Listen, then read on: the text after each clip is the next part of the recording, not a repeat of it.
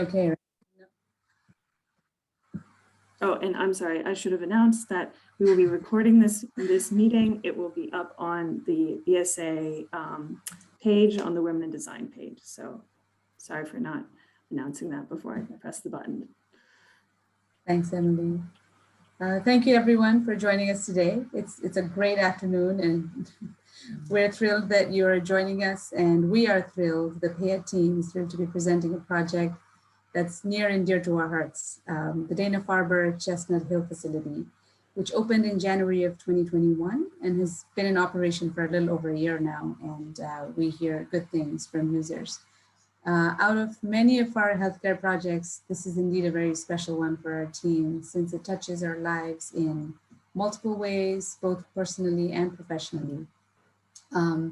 Both during design and construction. This is just an agenda slide that we're gonna go through today, but what I wanted to mention was the list of multiple dimensions that challenged us due to various conditions presented by this project. First, it was an adaptive reuse project where we converted the previous Chestnut Hill Atrium Mall to a state-of-the-art healthcare facility. Geometrically, it was on a triangular site bounded by busy streets, and that presented interesting design challenges, just the geometry.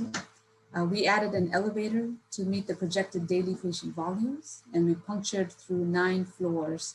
And we also added a stair to connect the 2 floors within Dana-Farber. So lots of interesting surgical construction items, which the team is going to talk about in detail. The unusually large floor plate required special thought to wayfinding and addressing the human scale in multiple ways. The building was already occupied by other health-related tenants, and we, meaning Dana-Farber, has the unique adjacency of being a cancer treatment facility next to a high-end gym, the Lifetime Fitness gym in that building. The range of departments that we were being asked to design for was quite diverse. They were complex, and each had their own programmatic and regulatory requirements. And last but not least, most of the construction for the fit-out was during the throes of COVID year 2020, and that presented its own unique challenges. And after about designing for about a year in 2018, we were in construction for about 20 months, where we fit out 140,000 square feet of the facility. And this is our team. You know, for all of us, I know that it's been a wild ride for multiple reasons. And personally, I'm proud to say that this experience was intellectually extremely stimulating. It was, very rigorous and highly rewarding in the end. I served as the project manager on the project. And with me today are 3 of my teammates, Susan Blomquist, healthcare programming and imaging expert, Marceli Botticelli, our construction lead on the team, and Noreen Mazamdar, who joined us fresh out of school. So this is our first year out of school, and she helped us immensely with design and construction. And aside from Payette, we have a larger team that includes a myriad of consultants who we were happy to collaborate with. Walsh Brothers was the construction manager, and a lot of these companies are probably familiar to a lot of you. And as a client, I think we were very fortunate to be working with Dana-Farber and the project team, meaning the executive leadership team and the Payette team at the very onset of the project outlined this vision, the summary of vision items for this project, which I list here, which is to promote personalized, multidisciplinary, compassionate cancer care for patients and families, provide a healing, respectful, safe environment for all, provide patient privacy, dignity, and a sense of community, and make sure that the space is a space where patients as well as staff feel safe and feel special. The executive leadership also noted that there was fragmentation and a lack of focus and connectedness within the staff. So they urged us to kind of think about staff equally as thinking about patients, reinforcing the team aspect of cancer care. And last but not least, a design language that makes sure that the new satellite facility feels like a sibling to the Yawkey Center in Longwood. So those were our goals at the very beginning of the project when we were awarded the project, before we looked at anything. And it was early on, it was kind of understood that the project would be a major expansion of clinical space from the Longwood campus's Yawkey Center. It would be located at the old Atrium Mall on Route 9 in Chestnut Hill. And we would lease about half of the building, and it's a long-term lease. And the target date for opening was January 2021. So that was just kind of, marching orders at the beginning of 2018. Patient volumes were 450 patients per day, but because they're accompanied by multiple people, the overall visitors per day would be 1,500. So we had to kind of make sure that the space accommodated 1,500 people. And as a result of that, we did elevator studies and ended up adding an elevator for these programs. The number of disease centers that were anticipated to move to Chestnut Hill, there's a long list of multiple oncology departments that would split, and then some clinicians would actually serve at Chestnut Hill, some would stay in Yawkey, some would do back and forth. And in terms of the departments that we had to provide spaces for, after about 200 and something user meetings, we ended up in the end, when all was said and done, we provided 45 exam rooms, 8 consult rooms to support the exam rooms, 60 infusion bays, where some were private and some were open bays. And then we also added a special consultation suite, which was separate from the main facility that was for genetic cancer screening, where we didn't want the two populations to mix. So that was exam and infusion. Imaging had a robust program of 2 MRIs, 2 mammography, 1 ultrasound, 1 X-ray, 1 SPECT CT, 1 PET CT, and 2 CTs, all in this facility as well. We had minor procedure rooms, phlebotomy services, clinical lab, central and outpatient pharmacy, office and conference, and clinical research to support the staff. And as a supporting program for patients, we had central registration, patient and family resources, and lobby and cafeteria. So given all of these, I think we had a lot to deal with. And Susan will go through each of these program items in detail later. The next few photos just show a before and after of what we inherited. So on the left, we have the Atrium Mall before the building was actually renovated. And the landlord, when they bought the building, they reskinned the facade. So in 2018, when we got the project, the building was already not the original Atrium Mall, but it was kind of shelled and some of the spaces were already fit out. And we received the photo on the right, which is the exterior of the building. The interior, as you can see on the left, you see a picture of the Atrium Mall and its glorious escalators. And they were all demolished. And what we had instead was the central atrium with Lifetime Fitness as a gym in the main atrium space.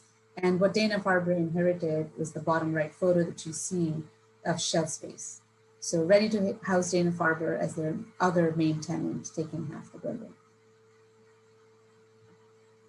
This aerial view shows the roof plan of the building in 2018. As you can see, there's multiple skylights, kind of scattered all over the roof.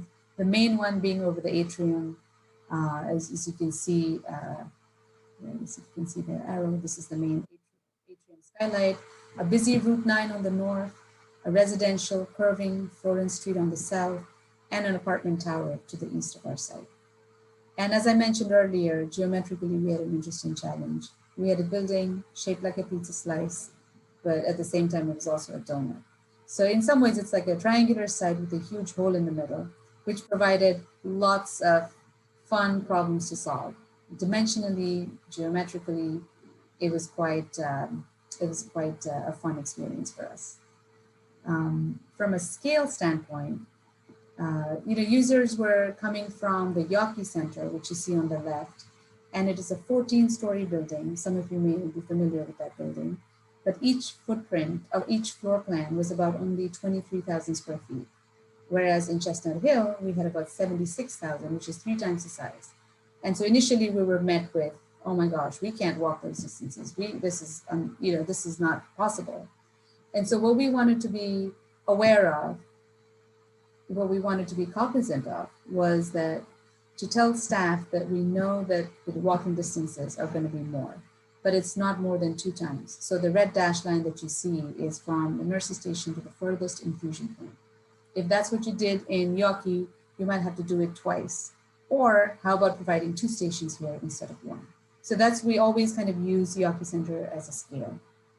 And an interesting comparison to those of us who are familiar with the 290 Congress Street building where both Payette and BSA offices are located, the building in the blue outline is a footprint of Atlantic Wharf, and which is about 40-something thousand square feet. And just for scale comparison, our Chestnut Hill footprint was double, almost double of the BSA building. And so the building is about 9 floors, where 5 floors are parking levels, and the occupied floors are the top 4. Front entry into the building is from level 2, and there's a loading dock on level 1 where you enter from Florence Street. And our biggest neighbor is Lifetime Fitness on levels 1 and 2.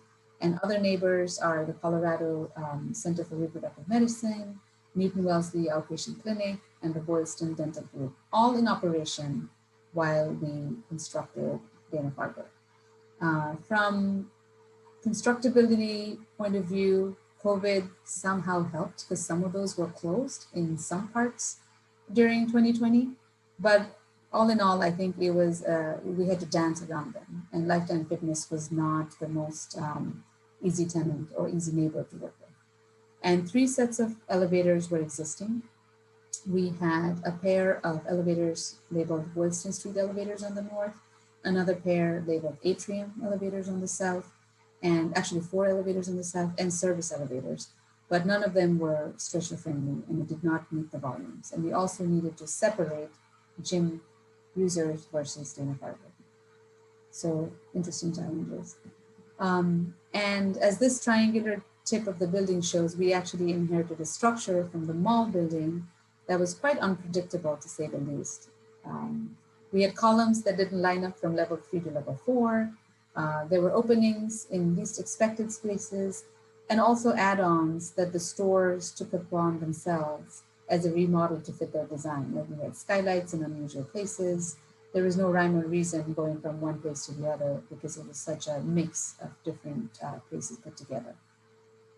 However, at the same time, despite the chaotic structure and the mall building that wasn't necessarily built to house a healthcare facility, there were moments of surprise, moments of relief, lots of accidental findings during design and construction, and moments of aha that we tried really hard to keep and celebrate in the project. And you'll see the resolution and the end result of our attempt when we go through some of the spaces. During our programming exercises, we laid out the program pieces as we do in almost every healthcare project. We did that to scale, keeping in mind DPH requirements for clearances and also the various required shapes and sizes, and realized that we had a really tough nut to crack. And the problem was that we had multiple geometrically defined blocks to fit in a not so geometrically clean building, right? So just from a design exercise point of view, like how do you fit things and make sure that it works in terms of a healthcare requirement as well as functionality? Another thing that was complex was patient flow. And we realized soon that after multiple user meetings, it was very important to determine adjacencies because there were a lot of repeat visits from one place to the other, one department to the other. And we discussed arrival, process, and departure for each patient group. So you can imagine this is only one patient flow that we talked about, and there were multiple. And the various departments needed to be near each other, and those discussions and flow diagrams helped us kind of put the program pieces where they ended up. And this is our resultant stacking diagram, which is, it shows how we placed public amenities and supporting functions on the very first floor of arrival, which is level 3. And the main clinical spaces ended up on level 4. Due to structural reasons, imaging had to be split on both floors, and Susan's gonna walk through the plan. with you. And at a very conceptual diagrammatic level, this is how the department's laid out. As I mentioned, most of the public and service supporting functions on level 3, and the large swaths of green that you see, exam, infusion, some pharmacy and imaging on level 4. So this is how it kind of played out in the end. We'll look at floor plans in a little bit. And I just want to touch on a couple of things before I hand over to the team. At the very onset of the project, we talked about design themes or axioms. Like what is the guiding principle of design in the project? What are some of our goals and vision? And on the very top were notions about shelter for the individual, because so much of time spent by patients in these buildings is in the infusion bay. So we thought that we talked about how the patient should feel as if they are in a cabana, or it's a very sheltered but comfortable, warm environment. And we said shelter is the top idea for the project. Warmth of materials, natural light came close, and then following closely were wayfinding, the importance of wayfinding for destinations, making meaningful connections between various points in the building, and highlighting transparency and clarity for users to limit confusion. Because you're in a very vulnerable situation, you're trying to wayfind, you're trying to go to one destination versus the other. How do we make it really clear? So those were goals before we even looked at a floor plan. And while developing the material palette for the space, we worked really closely with clinical groups, but as well as patient and family user groups. We selected colors with them that would be soothing yet refreshing. We developed forms and shapes that would be comfortable for them, warm and inviting, and not just for patients, but for also staff that have to inhabit the space for the majority of their days. So with this in mind, I think I will hand over to the team. The team will take you through the end product of our efforts, showing design resolution as we resolve various things that were challenges or opportunities, depending on how you think about it, provided to us by the project. So Marceli will be next, followed by Noreen and then Susan. So Marceli, tell me when to advance the slide, and you can go to the next slide.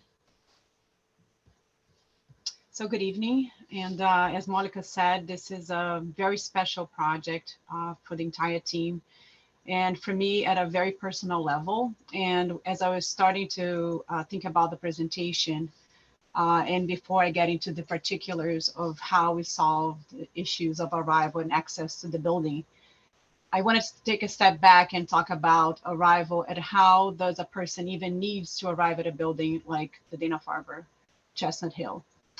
Because to me, it was a very personal process that unfortunately at the time I understood quite well. So next slide, Monica. So for my family, the journey started in the middle of 2010, when my former mother-in-law was diagnosed with stage 4 colon cancer. And at the time, she was not only my mother-in-law, but also a person that I have known my entire life, because my ex-husband and I met as kids. So I have known her since I was 12 years old, and I'll be 50 in November. So a pretty long time. And I don't think this kind of diagnosis anyone can ever be prepared for. But especially when you're talking about a relatively young person, very active, very healthy woman. At the time, she was enjoying her 2 grandkids, my son, Caden, in the picture, and my niece, Lana. And she was a kind of grandmother that was not afraid to get on the floor, participate in all sorts of mischief with the kids, like very, very active. So to say that our first reaction was shock is an understatement.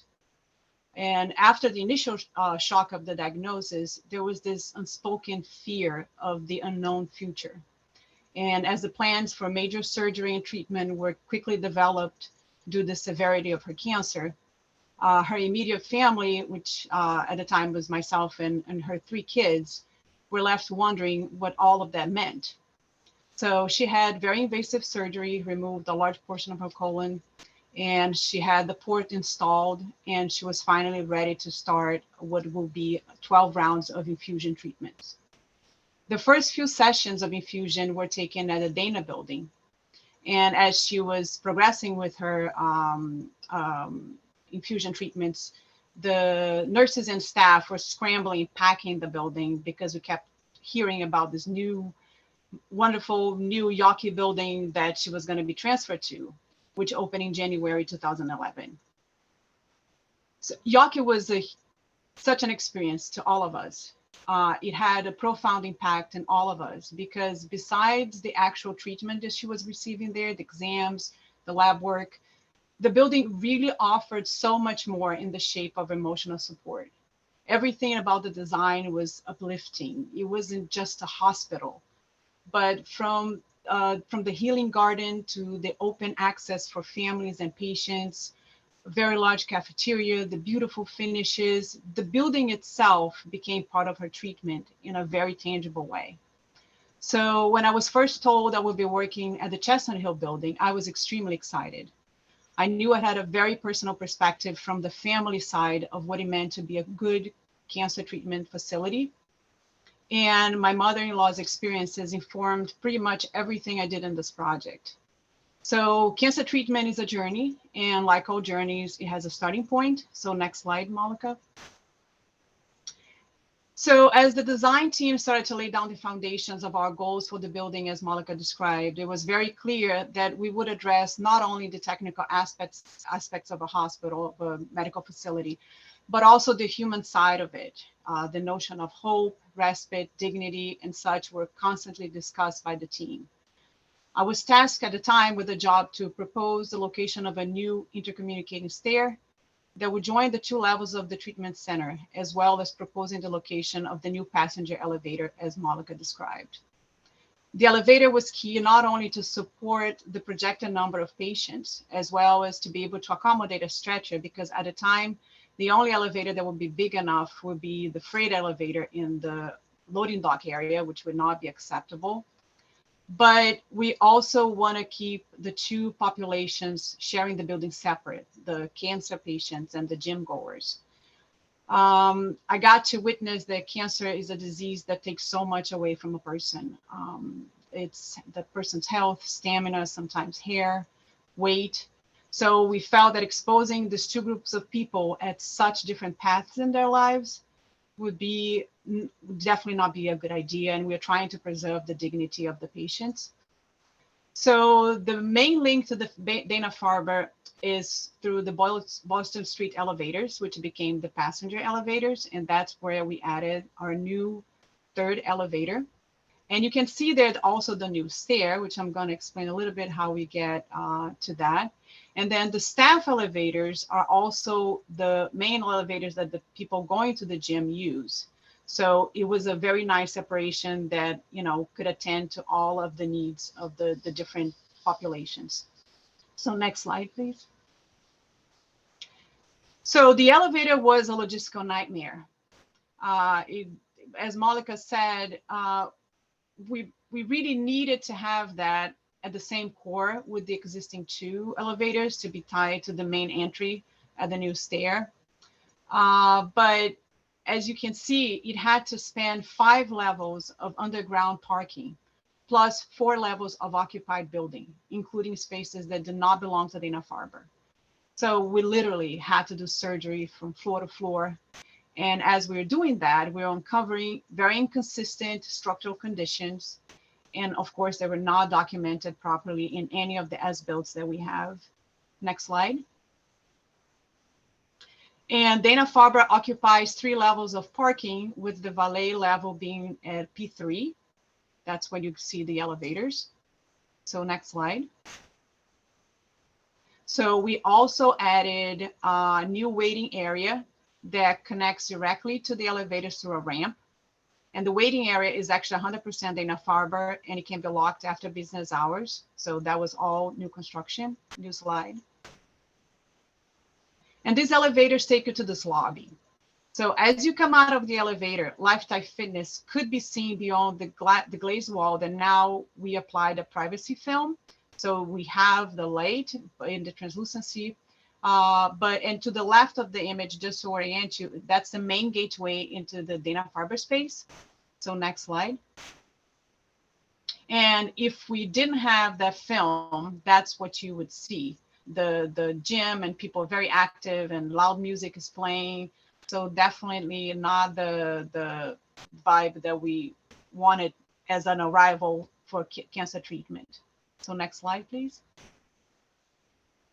So when I started working, George, the principal in charge, gave me a series of sketches that we call the marsh mud sketches. And it wasn't immediately clear to me how these transitions would take place. We were talking about the program and adjacencies in a very broad way, but these smaller elements were still floating. So I had to go and take a look for myself at the building. Next slide. So this door that you see on the right, it's actually what you see after you come out of the elevators and take a left. That's the main gateway to Dana-Farber. So at the third floor, actually, when I opened the door, all I saw was darkness, a very big space. And at the end, you could see the curtain wall, you know, with some light coming. But it was very, very, very deep and very dark. When I went to the fourth floor, however, and I ran through the door expecting the same thing, I had that moment when I saw that skylight, and immediately this is where the stair must be, because starting from level 3, you could borrow some of their light.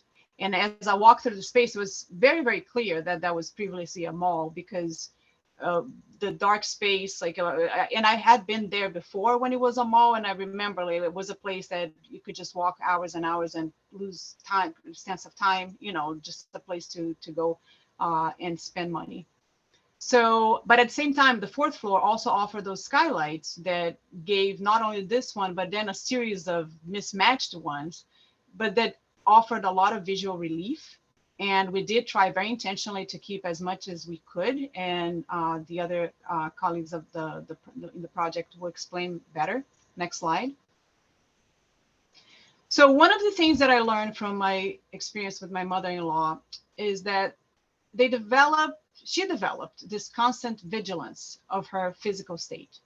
She would often choose to take the stairs over the elevators and make her tasks slightly harder on purpose, almost in an attempt to gauge what she was still capable of doing or not. So I knew in my mind that the stair would be much more than just communicating 2 floors. Next slide. So in my head, it would be not only the means from getting from level 1 to level 2, but a welcoming architectural element and a place of respite and pause, even where one could take a moment to gather, you know, thoughts and strength. And that was also reinforced by the initial elements at the entry point. And next slide, Malika. Those were conceptual renderings, and this is actually the built product. Because when you first come into the space, what you see is light and welcoming furnishings. You can, if you look up, you can see the skylight. Can you go to the next slide, Malika? You can see the skylight, and there's plenty of sitting opportunities right at the door. On our first day of infusion, I remember everything was new. The patient really don't know what to expect. Labs are always done first. And as treatment progresses, so does the stress, because excuse me? Oh, sorry.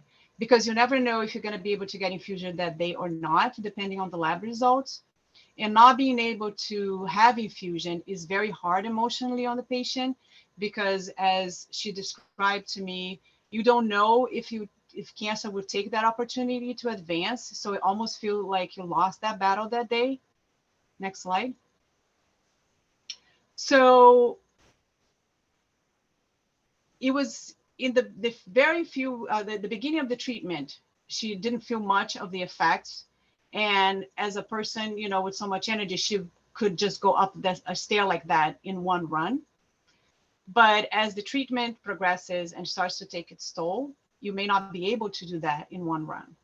So this stair is pretty much hugged by seats, both at the bottom and at the mid landing, as an opportunity for you to, you know, slowly move through the space and take a deep breath and then do it again and still have that sense of accomplishment that you were able to go up the stairs. Next slide. In that area, you also have the cafeteria, which is another open space that is very nice, the finishes. And this picture was before it was occupied, but there's a lot more color. It's very vibrant. It has all the menus. There's a lot of activity there. So it's a place that the family and the patients can go, you know, to just think about something else and take a breather. Next slide. And the materiality of the stair, wood was something that we chose from the beginning because we felt it was warm and calm. As Noreen will show later, is the threading visual element throughout the spaces. And we were trying to be very mindful of the finishes and colors because everything is very meaningful and can trigger good, but also very bad responses for a person that is in a fragile emotional state. So we walked this line constantly, trying to be respectful and create spaces that were visually appealing without making light of the human suffering that was happening. Next slide. And another thing that was very important too in that area in particular was to control the glare, because as much as we needed light and we wanted light, it was very harsh, especially at some times of the day. So, and for a lot of people going through chemotherapy, especially if you lose your hair, light sensitivity is really an issue. So we use GFRG surrounds to soften all the lines, as well a grid of horizontal baffles to diffuse the light. Next slide, please. And the construction was phased in a way that most of the work at the skylight was completed prior to demolishing the floor. The idea was to have everything completed, so the access will be a lot easier. However, the actual light fixture, because of COVID, like the site was actually closed several times, and a lot of items started to have lead issues for them to receive.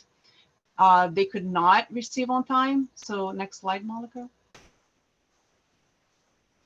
So they had to create a scaffolding from the third floor, which was very challenging to get the light fixture in, but you know, eventually they did, and the final product, we were all very, very pleased with it because we think that the stair as the opening element, architectural element, and as you would see throughout the building in tracking around the atrium, I think it was very successful in providing a very warm welcoming that is both full of hope, but also respect. Next slide. So Noreen will walk you through all of the connecting design elements of this amazing project. And I am very happy to say that 12 years after her initial diagnosis, she is doing great and she's enjoying her life to the fullest. So Noreen, you're next. Thank you, Marceli. As Marceli mentioned, I'm going to elaborate more on some of the design axioms that we took into consideration as a team, such as notions of warmth and light, shelter and respite, connections and destinations. All of these guided us to find solutions to foster patient and staff well-being. So like a heart, the atrium is a key wayfinding element of the project, along with the new central staircase. But what really makes the wayfinding experience so memorable is the beautiful skylight above the stairs. Next slide, please. I'll jump straight to a roof plan to show you how the staircase skylight is actually just one of several that are contained within the atrium of the building. In addition, there are smaller skylights irregularly strewn across the roof in different shapes and sizes, and they actually provide much needed moments of relief within the vast space of the building. Next slide, please. So when I joined the team, some of the challenges we had were to keep as many of these skylights as possible and to use them as one of the many tools to define spatial hierarchy in order to support wayfinding and occupancy within the space. Next slide, please. A very early study done by our principal in charge, George Marsh, shows that there was a real effort from the very beginning to use as many of these skylights as we could, and we were actually able to keep most of the skylights. Some unfortunately had to go for programmatic and MEP issues. Next slide, please. This reflected ceiling plan indicates how we use ceiling heights and materials to differentiate between public and private circulation, open versus contained spaces, while providing connections between different programs on the floor and to specific destinations for users. The red squares, for instance, indicate check and check out desks, and the blues are ceilings at different heights. Next slide. Some sectional studies show how we try to really mimic the skylights by providing higher ceilings where we didn't have any within the building in order to provide that same feeling of openness when you're under a skylight. This is a cut through waiting spaces on both levels 3 as well as level 4, and then through the atrium right next to it, as you can see. Next slide, please. The overall idea for the ceilings was to have one big organizing element wrapping around the atrium, but to connect all the main public waiting areas. Next slide, please. And within this field, where we didn't have any skylights, we introduced moments of higher ceilings with specialty cove lighting to create some of the same skylight effect and provide a sense of relief for users. The image on the right here shows one of the waiting areas that we designed with a recessed ceiling and cove lighting. And the next slide over, there's an image of one of the waiting areas with an actual skylight above it. Here we actually also designed a curved soffit surrounding the skylight in order to provide a soft sculptural element in order to evoke a very gentle and healing touch when you're in the space. The next slide. Similarly, the design incorporates a number of other features to enhance the patient experience. So one of them are these curved wood forms that define sheltered personal spaces and wrap the new benches that surround the central atrium. Next slide. A system of custom graphics, signage, and wayfinding devices were also used to guide patients through their visit and to also coordinate with the overall color and material palette throughout the space. And I will elaborate more on this in a bit. Next slide. The curved forms were also encapsulated by check-in desks and all the waiting areas. And on the next slide, you can see even an infusion and not only the nurse stations, but at each individual infusion bay to create these sheltered, intimate spaces for the patients. Next slide. Along with the soft sculptural soffits, reception desks, nurse stations, radius corners also guide fluid movement and circulation through all the floors. The image of the next slide shows actually a before and after of the atrium, showing how we captured and enclosed one of the skylights to become part of the waiting area for infusion on level 4. Next slide, going back to notions of shelter, light, and connectivity. Together, all of these come to create individual protected treatment experiences for users. Next slide. Daylight guides patients and staff throughout with on these iconic new skylight enclosures and radial corridors, which frame views both inside and outside the facility. Next slide, please. Our team actually dealt with a large floor plate, but the project is actually all about some of the most intimate moments in the building. For instance, while the atrium wrapping benches were in the most public parts of the floor, within each bench, the intention was for someone sitting there to feel very private. Next slide, please. The use of these undulating wood benches, walls, and soffit panels was all about how the building and its tactile elements feel to the human body and relate to the human scale. Next slide. A fun part of the project was actually constructing multiple mock-ups, both on-site and in-house. These images show one of the wooden benches wrapping the central atrium of the building. Left one is on-site. The right one is one of the very first mock-ups, which we fabricated in-house. And we use these to test moments as intimate and detailed as how a person's back rests and how their knee falls on a curved edge and then onto the floor. So the next slide, you'll see, speaking of people, we of course had our very own Payette people to test drive these benches before we actually applied them in real life. In the end, in the next slide, you'll see that these methods directed our team to better our thinking in terms of our design decisions and to also make changes to certain proportions of the benches for a final design that was beautiful, but also most importantly, comfortable for the users. Next slide, please.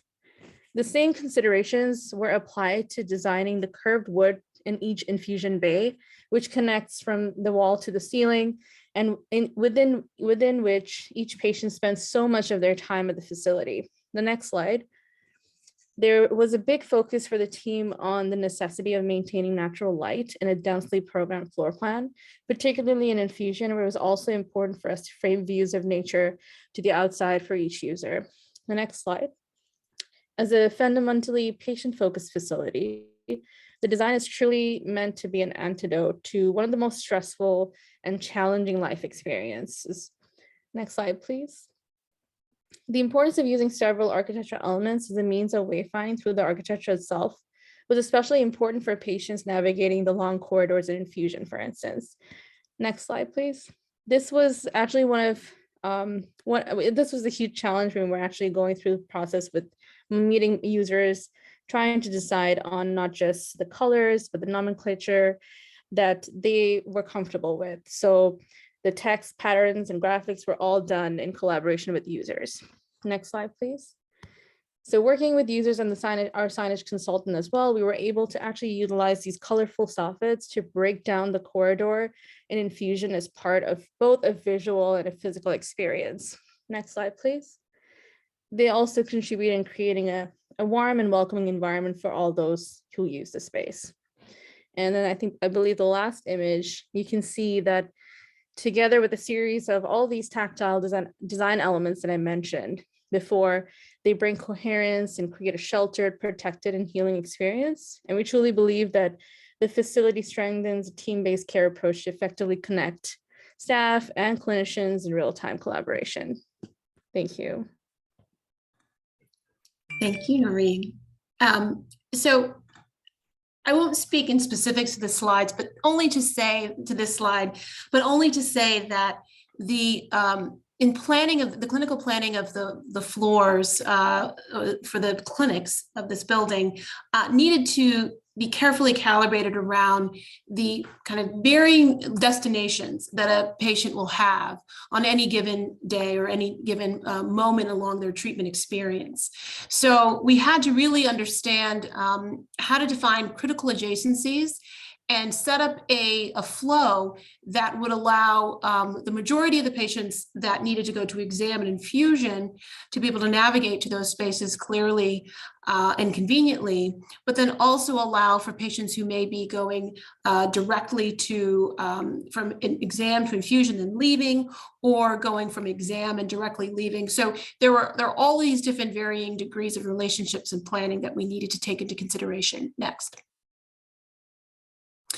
So one of the important kind of elements that we needed to look at in the clinical planning and zoning was that we needed to, in addition to minimizing the travel distances that Malika mentioned, we needed to be able to accommodate this large amount of program elements in both the exam side and the infusion side.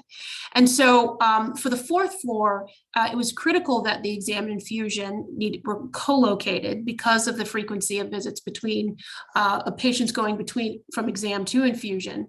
And we also needed to provide on that floor and you'll see, I'll just step back and say that the olive green spaces are the examination suites and pods, and the darker green area is the infusion. And I'll go a little bit more into detail on how those were planned. But that orange block of space is a pharmacy. So that was also a critical component in terms of planning and adjacency, is having a pharmacy co-located with the infusion. In terms of the imaging, which is locating the upper north of the floor plate, I'll go into that a little later. Next, sorry. For level, that's good. For level three, because most patients, as Marceli mentioned, require having their blood drawn and tested before moving on to the next point of their exam. The level 3, being the first point of arrival, was critical that we place lab services there, but also created generous and centralized waiting areas on that floor, as well as the cafe, because of that becoming the kind of central arrival and hub point for patients. In addition, level 3 contains the clinical lab, and as well as additional staff and administrative support spaces and building support spaces. Next. For imaging, the planning was a bit more driven by the found conditions of the building. Imaging had to be separated into 2 floors on 3 and 4 and located strategically at that northern kind of triangular tip of the floor plate. The reason for this is because that portion of the building is structurally isolated from the remainder of the building. As was mentioned, there is a gym, an exercise gym, like Lifetime Fitness, within the main portion of the building, as well as the parking garage, both of which can exert an enormous amount of vibration on the existing structure. This portion, that wedge tip of the building, is isolated with an expansion joint there. And so with the imaging equipment, which is highly sensitive to vibration, we needed to put it on the most, the space with the least amount of vibration. And so that required us splitting imaging on 2 floors. We try to combine, as you'll see later, those imaging modalities in a way that where we could set up some staffing synergies between dispatching and patient conveniences in terms of how those imaging modalities were clustered. Next.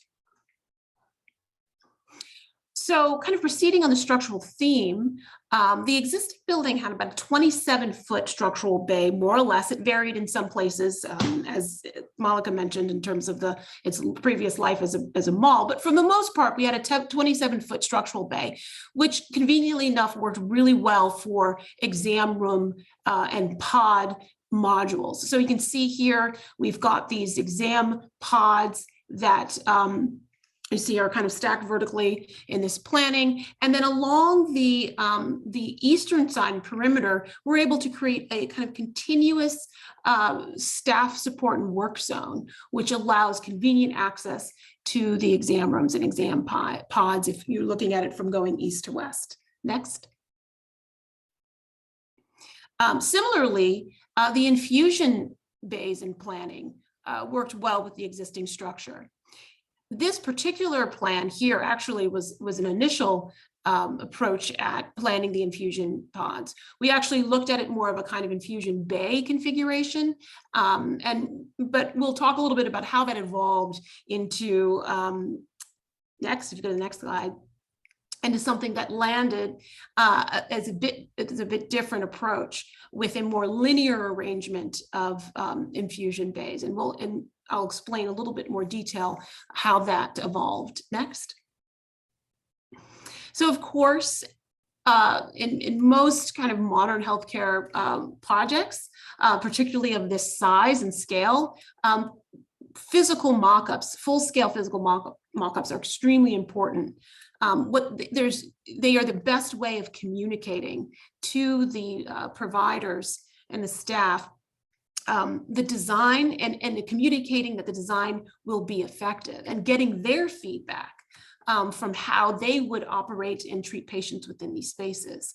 So one of the advantages of having a space that's a shell before it's fit out is that you can actually use that space to do these temporary mock-ups. So we mocked up infusion bays, exam rooms, the phlebotomy stations, and we learned obviously a great deal, and there was a huge impact on the outcome of the design. Next. One of the kind of critical and key changes that came out of the mock-up process was that infusion suite configuration. So here you see where we started, which was more of a bay configuration, where we had open bays facing private infusion rooms, and they were kind of developed in parallel. They were developed perpendicular to a row of nurses' stations that occurred at the perimeter. After the mock-up process, it was clear that the clinicians really needed and wanted more direct visibility of the patients. Also, we felt like having that direct access to all of the natural light and perimeter that this building could provide was also important. So the design evolved into, next, this configuration. Here, instead of having the infusion bays organized in kind of a line more inboard. The infusion bays were aligned along the perimeter in a single row there. And so you can see each infusion bay now has direct access to a window. Now, and that also allows the nurses' stations directly across to have direct visual supervision. So there's about a 2 workstation to 3 infusion bay, open infusion bay ratio.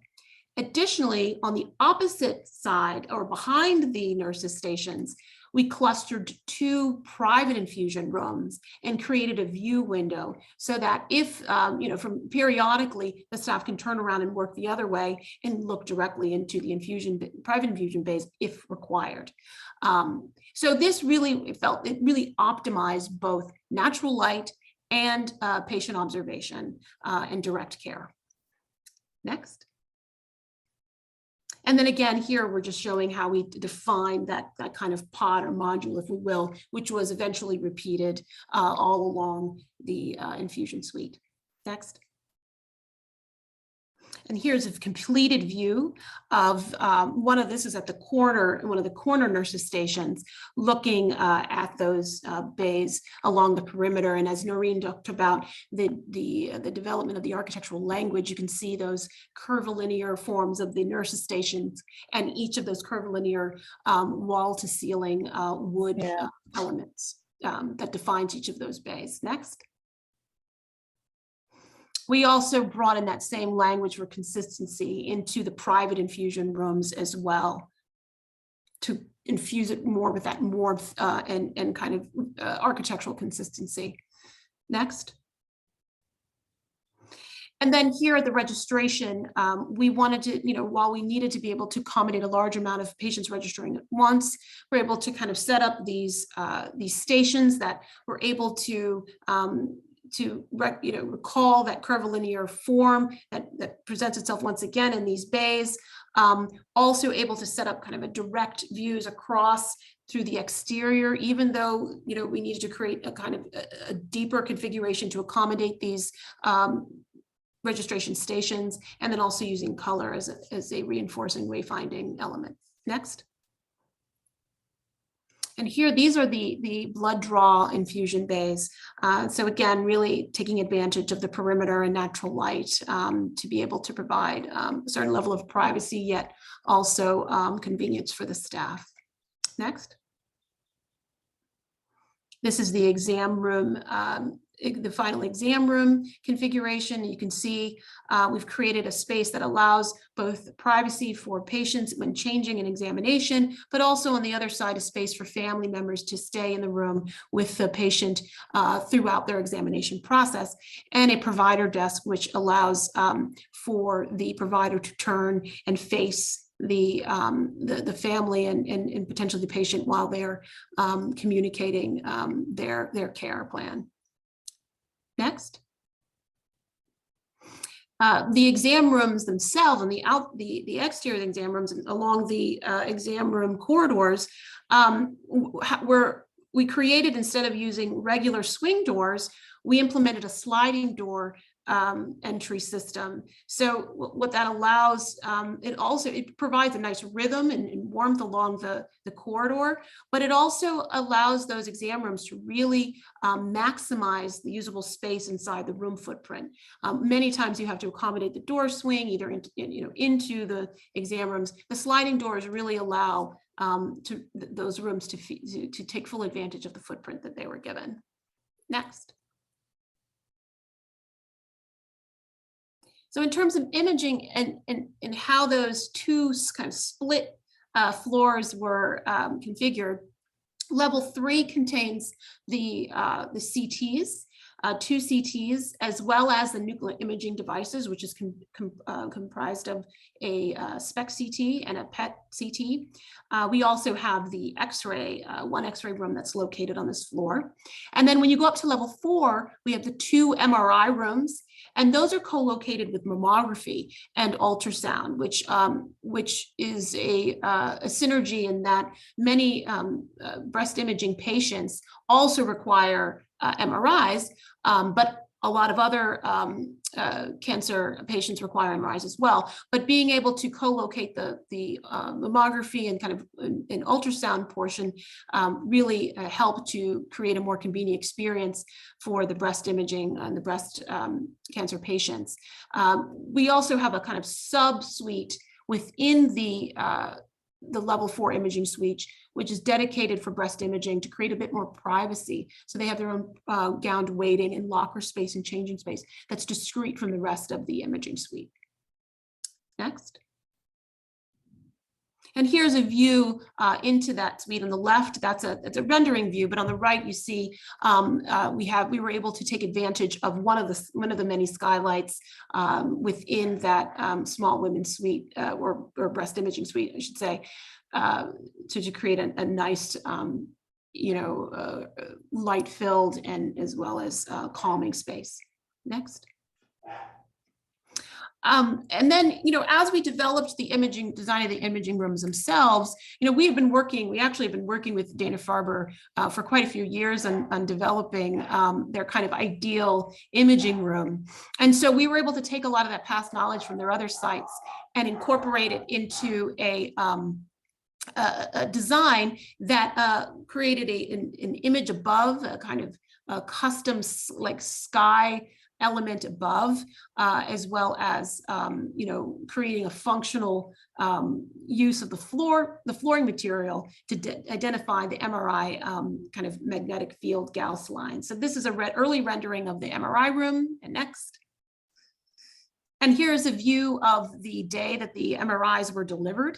We strategically planned the suite so that you could move MRIs in and out in a fairly easy manner. It's never easy to move in an MRI, but we tried to plan it in a way to anticipate that these MRIs will be replaced every 8 to 10 years or so. So this is a view of the kind of removable portion of the MRI wall, which is actually the control room wall where the window is. Where the MRIs can be delivered in and out. Next. And then here you see the evolution of the enduring construction of the MRI rooms. On the left, you see the MRI room with the Gauss fields. We used the kind of a subtle patterning of the floor. Instead of using heavy kind of dark bands, contrasting bands like you saw in the rendering, we were able to use subtle kind of variation and gradation of the floor to identify those magnetic strength fields, Gauss fields, and then a large sky element on the ceiling. Next. And on the right, you see, again, with the kind of completion of that ceiling element. On the left, that is the Faraday cage, if you will, the shield, the kind of view of the shielding before the room was finished, the copper shielding and panels on all sides of the room. Next. And here is a completed view of one of the CT rooms. So in addition to the color, the ceiling, the sky element that we created, the dropped soffit sky element, we also have a color changing light that washes the wall of the cabinetry wall. And we kept the rooms very, very neutral, white and light, because we wanted that color changing light to really bring the room alive. And it also allows the rooms to be customized. The patients actually can request what color they prefer. And so if they prefer a blue or a pink or a green, that really becomes the kind of dominant color that they experience while in the room.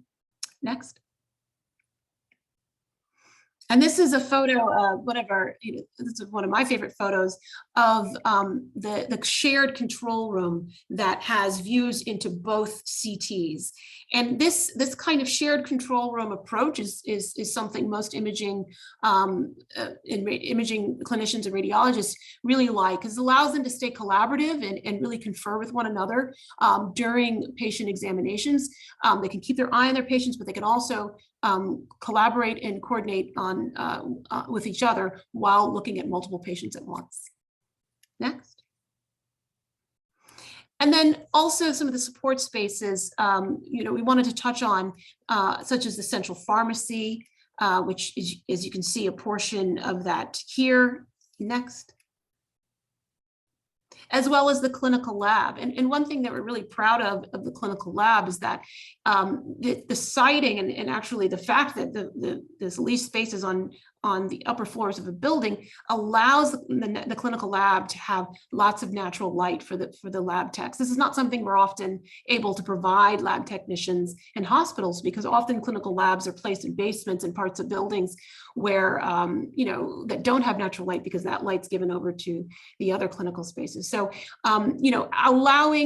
giving natural light to the staff was really one of the things that we are really proud of out of this project. In addition to the clinical lab, we have other staff spaces. And if you go to the next slide, such as the staff lounge, that while still interior to the building, was able to receive some of that diffused natural light through one of the existing skylights. So this becomes a space for staff to go that is private, yet also can take advantage of natural light.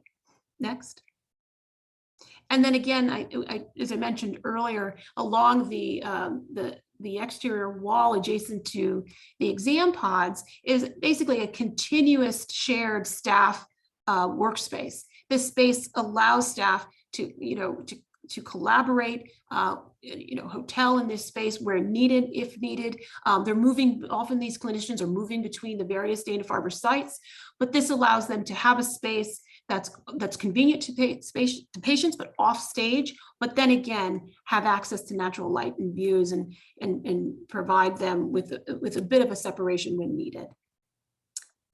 And I think from there, I'm going to, there's one more slide, that's right, I forgot.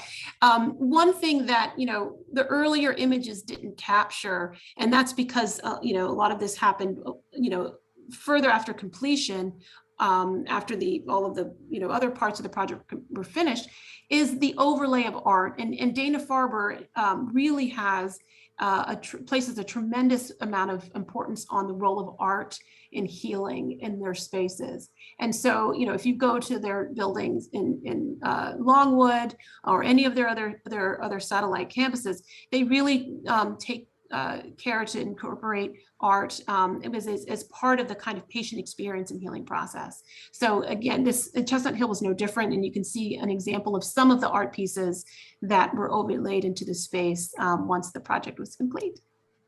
And I will now pass it back to Malika. Thank you, Susan. So just a few slides here towards the end of our presentation, reminiscing the wonderful moments of building this project together as a team, and working celebrating these little moments of these are skylights that we tried really hard to retain and not close up, because they provide such a moment of surprise and a relief in an otherwise long corridor. And we partnered with not just our design teams, but with multiple consultants or engineers, the contractor, and more importantly, the client who was with us at every step of the project. And as we left Dana-Farber, I think, the team would agree with me that we feel this immense sense of gratitude and fulfillment for being part of this experience. And, we have a sense of accomplishment that is deeply meaningful at a completely different level than, some of our other projects, for example. And for me, the most important quote is a patient saying that they felt home, and that they felt welcomed and comforted, and that they felt a sense of hope in the space.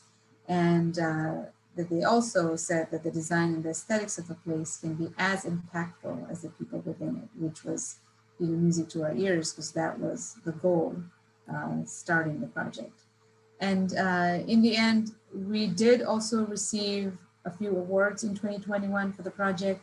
And our team is thrilled that we could share this project with you as part of the BSA Women in Design event.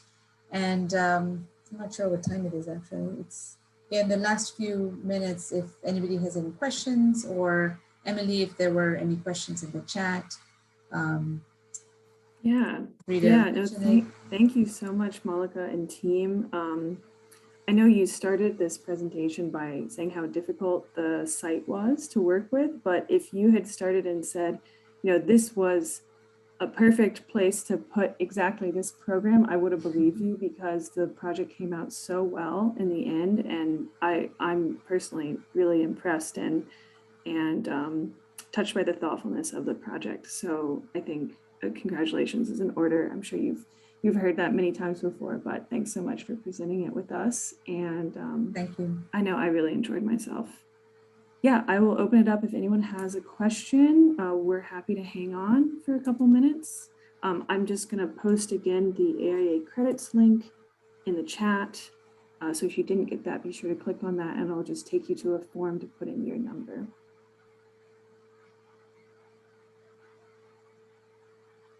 I can stop share in case people